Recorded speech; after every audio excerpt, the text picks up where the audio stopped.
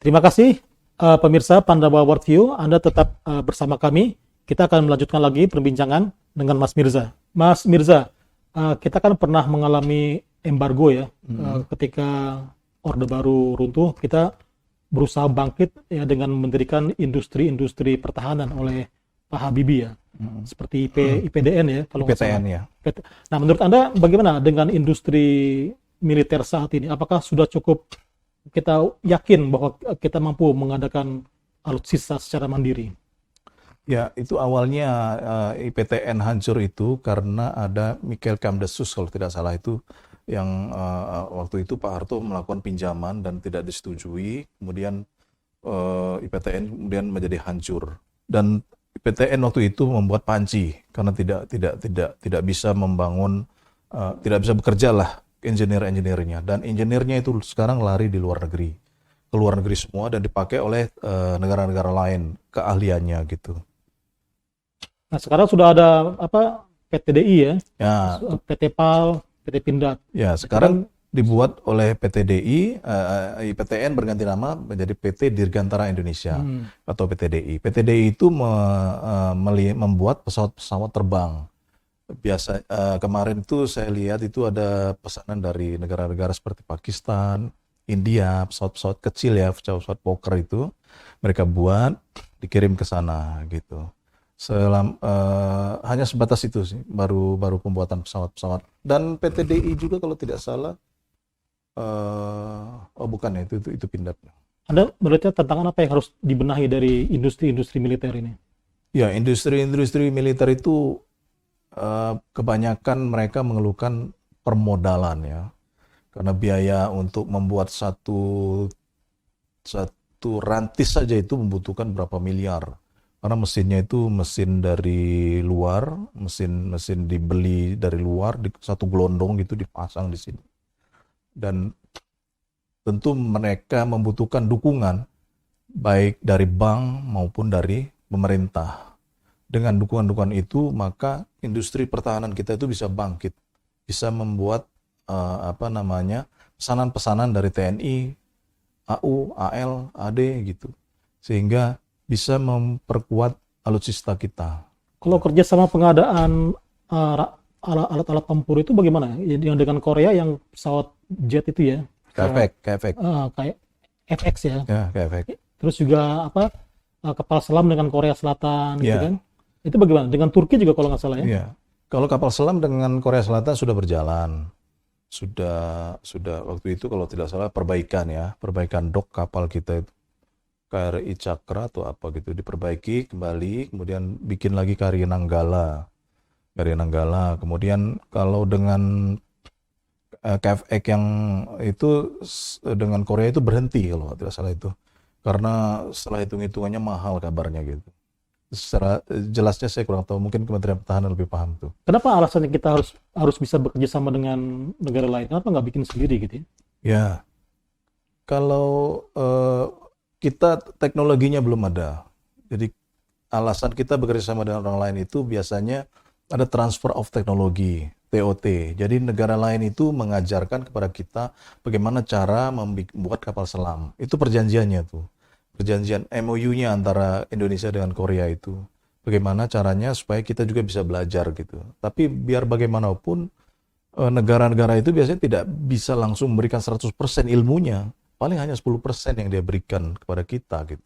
Nah, itu tantangan-tantangan seperti itu yang harus dihadapi oleh bangsa Indonesia dalam pembangunan alutsista, baik itu kapal selam, kapal tempur maupun lain-lainnya. Gitu. Jadi ketergantungan kita terhadap luar juga masih begitu besar ya. Nggak mungkin 100% kita mengadakan alat-alat tempur sendiri ya. Iya, karena kualitas dari bahan-bahan dari luar itu terjaga dibanding kualitas dari dalam negeri. Pernah dicoba membuat tank, di PT Pindad itu pernah membuat tank, itu bahan besinya itu dari Indonesia, entah dari bekas apa saya nggak tahu, itu begitu jadi, itu retak-retak itu tanknya itu, retak-retak. Jadi berdasarkan pengalaman itu, maka lebih terjamin kualitasnya dibanding dengan bahan-bahan dari luar negeri gitu.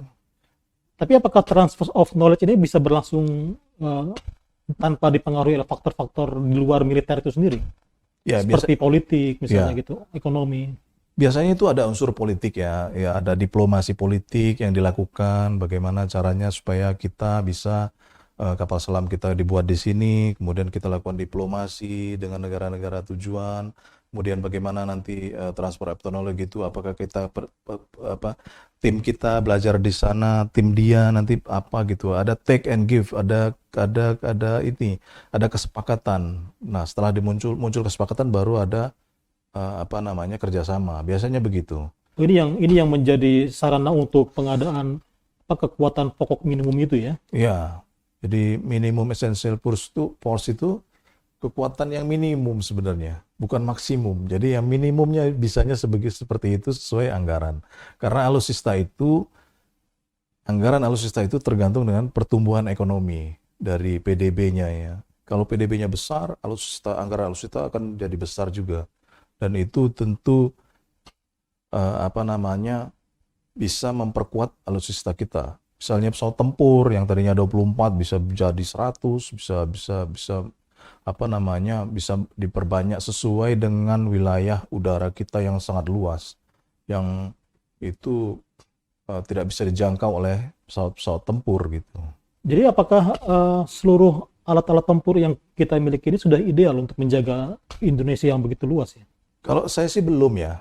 Kalau misalnya cerita teman misalnya ada terdengar dideteksi di layar itu ada pesawat tempur melintasi Papua.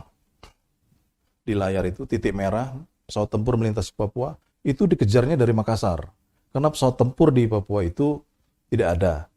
Jadi dikejar dari Makassar. Begitu dari Makassar mengejar pesawat yang ada di Papua, begitu sampai Papua, pesawat itu sudah lewat dari Papua, udah lepas, karena kecepatan itu kan butuh waktu, walaupun cepat, dia butuh waktu, walaupun 30 menit, 15 menit, sementara pesawat tempur asing itu sudah jauh, gitu udah. Nah makanya entah bagaimana, saya belum update lagi, apakah sudah ada pesawat tempur yang standby. Kalau pesawat tempur biasa ada di Papua, di Biak itu ada, Pangkalan Angkatan Udara, ada Kogab Wilhan juga ada di sana. Apakah sudah standby di sana? Itu kemarin tuh kalau tidak salah harapannya itu. Semua base-nya itu di Makassar. Nah itu kendalanya. Karena ketika ada pesawat musuh lewat, dia kan pakai proses lapor dulu Panglima, lapor ini, lapor itu. Begitu dikejar sudah hilang. Itu baru Papua ya. Baru Papua. Belum kalau ke arah selatan gitu yang dekat-dekat Australia, itu bagaimana itu ya? Ya. Sebenarnya ancaman negara mana yang paling besar di Indonesia? Apakah dari selatan, apakah dari utara? Kalau menurut Mas Mirza? Sebenarnya ancaman negara itu tuh ada di mana-mana ya. Ada dari negara tetangga kita, ada dari berbagai ini. Tapi kan mereka punya kepentingan di sini. Negara-negara itu kan ada migas yang mereka kerjakan di sini. Mereka punya penambangan emas di Papua kan, seperti Amerika kan dia punya tambang emas Freeport itu. Tentu dia tidak mau macam-macam kan. Kalau sampai hancur, ya hancur juga perusahaannya kan gitu. Nah, tentu dia berpikir panjang untuk seperti itu tadi. Dan sudah ada kajiannya di buku putih di Australia itu, dikaji di buku putih. Saya pernah baca, ada di tempat saya itu buku itu, bahwa tidak bisa Indonesia itu dihancurkan walaupun alutsistanya terbatas ya. Jadi memang harus dibuat seperti itu. Indonesia itu tidak akan terjadi apa-apa, tidak akan di atas, tidak akan di bawah gitu. Negara berkembang kan begitu. Secara politik internasionalnya begitu. Kalau dalam politik internasional itu negara berkembang ya negara berkembang, tidak bisa dia mau menjadi negara maju. Nanti dulu kata negara maju kan. Dibikin negara terbelakang kan nggak mungkin. Tidak mungkin. Jadi dia di tengah-tengah saja. Tidak mungkin dibuat miskin, tidak mungkin. Dibuat tinggi juga tidak mungkin. Karena itulah politik internasionalnya. Ini kalangan militer paham dengan yang seperti ini ya? Pasti. Paham. Karena itu ada di buku putih pertahanan. Buku putih pertahanan itu. Dan itu dikaji. Ada kajian-kajian. Jadi misalnya negara-negara lain itu, misalnya negara kita, misalnya Cina. Cina itu kekuatannya seperti apa? Tentu kita tidak bisa menandingi kan. kekuatan senjatanya gitu kan. Malaysia bagaimana, Singapura bagaimana, Vietnam bagaimana, negara-negara sekitar saja kita lihat itu. Kalau lihat anggarannya itu, kita itu hanya 0,8% anggaran alutsista kita dibandingkan dengan Singapura. Singapura 11,8% dari PDB-nya dia ambil. Padahal Singapura itu negaranya kan kecil, maksudnya luas wilayahnya itu. Jakarta aja. Iya, seluas Jakarta. Tapi ini sementara Indonesia yang luasnya tuh dari Sabang sampai Merauke, anggarannya segitu. Nah, itulah yang mungkin ya pemerintah belum mampu ya untuk membuat itu, dan tentu kita mengapresiasi juga lah kerja dari pemerintah, kerja dari Menteri Pertahanan Pak Prabowo bahwa mungkin sudah bekerja keras ya. Tentu harapan masyarakat akan lebih maksimal lagi, lebih bagus gitu kan untuk menjaga pertahanan kita. Baik, pemirsa Pandawa Worldview, kita akan melanjutkan perbincangan kita setelah yang berikut ini. Jangan kemana-mana.